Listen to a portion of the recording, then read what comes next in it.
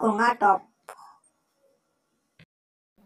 এদিন মাছবোৰ গোট খাই মাছ খোৱা জন্তুবোৰৰ সৈতে ৰণ দিবলৈ ঠিক কৰিবৰ নিমিত্তে মেলমৰা বিলৰ ভঙাডুবিতে দুপৰীয়া মেল পাতিলে।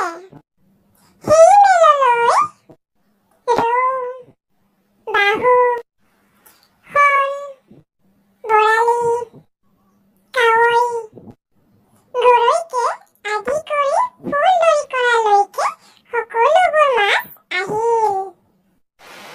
সমজুৱাসকল গোট খালত টপামূৰীয়া বুঢ়া গৰৈ সকলোৱে সেইদিনা মেলখনৰ বৰমূৰীয়া পাতিলে আৰু লৰবৰ চেঙেলীক পাচনিত ভাৰ দিলে।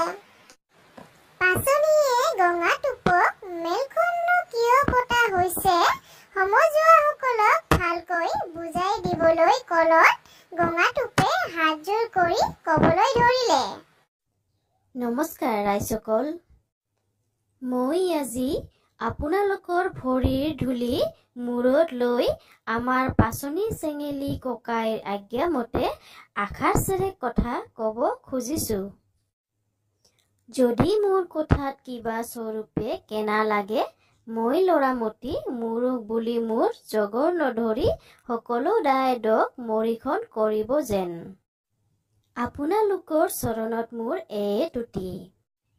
সকলো জন্তুৰ ভিতৰত আমাক ঘাইকৈ মানুহ নামৰ জন্তুবোৰে বৰকৈ হিংসা বৈৰতা কৰে।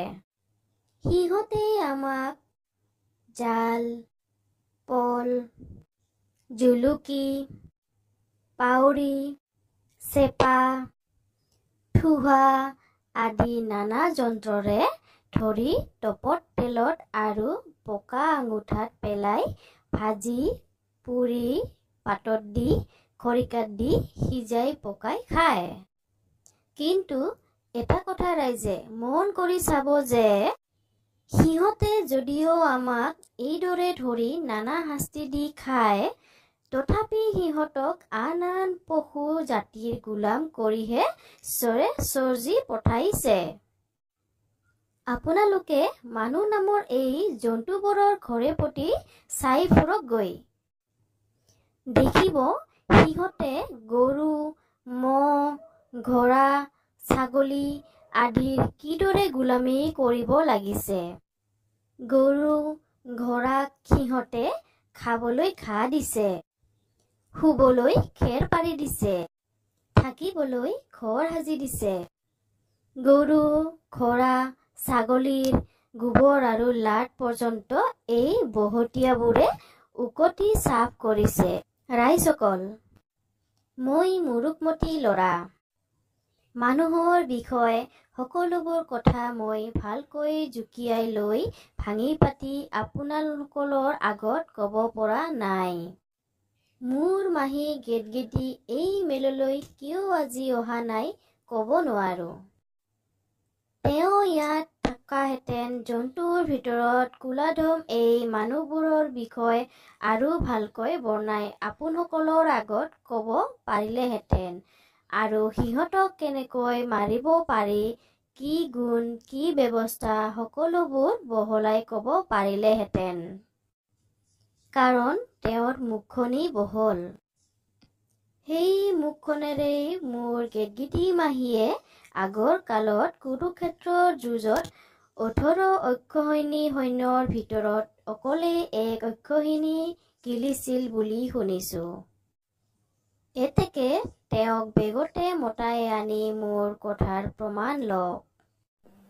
গঙাটোপৰ কথা শুনি তেতিয়াই মেলৰ বৰমূৰীয়া গৰৈয়ে চেঙেলী পাচনিক হুকুম দিলে যে গেদগেদী বাইক এতিয়াই অনাব লাগে।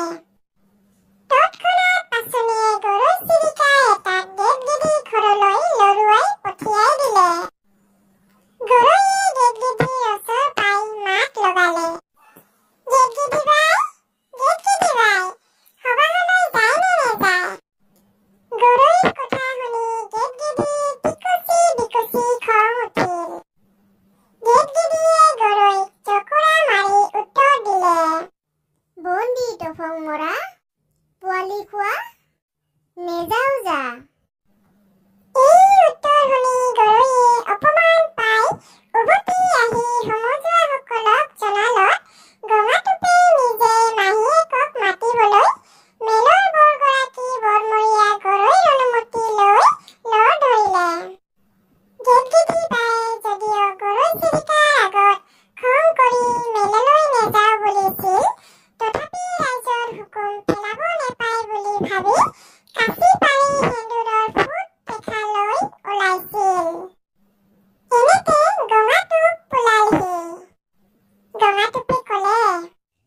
কাঞ্চনমতী আই, কাঞ্চনমতী আই, সবাহলৈ যায় নে নেযায়? গঙাটোপৰ সম্বন্ধটো শুনিয়েই কেতকিদিৰ মূৰৰ পৰা খংহৰ্মা পলাবলৈ তত নেপালে। হৰিকতে কেতকিদিয়ে উত্তৰ দিলে, এৰা ভালেহে জানে ভালৰ মন, আমাৰ গঙাধৰ বোপানে কোন? বোলা গঙাই বোপা যাওঁ বোলা। মাহীয়েকৰ মুখৰ শলাগনি আমাৰ গঙাই বোপা দুই কাণৰ বিন্ধাই দি হু হু কৰে যেতিয়াই সোমাবলৈ ধৰিলে। গঙাই বোপা আনন্দত উৎসাহল হৈ পৰিল। আগে তেওঁক সেইদৰে কোনেও সলগা নাছিল। সেই দেখি তেওঁ হাতেৰে স্বৰ্গখন ঢুকি পোৱা যেন লাগি গোপত অফন্দি পৰিল। মাহীয়েকৰ কথাষাৰ গঙাটোপৰ মনত যিমান পাগুলিবলৈ ধৰিলে, সিমানে তেওঁৰ পেটটো অফন্দিবলৈ ধৰিলে। অফন্দা পেটটো দেখি খোজে প্ৰতি অফন্দাই অফন্দাই খোজ কাঢ়ি আহি গঙাটোপ যেতিয়া সবাহৰ ওচৰ পালেহি, হঠাৎ পানী হিলৈ ফটা দি শব্দ যেন হৈ ওলোৱাত সমজুৱাসকলে ভয় খাই দিহা-দিহি পলাই পচন দিলে। সাধুটোক কেনেকুৱা পালে লাইক কমেণ্ট শ্বেয়াৰ কৰি জনাব, লগতে ছাবস্ক্ৰাইব বটন ক্লিক দিব। কমেণ্ট বক্সত যাওক আৰু সাধু কথাবোৰ ডাউনলোড কৰক।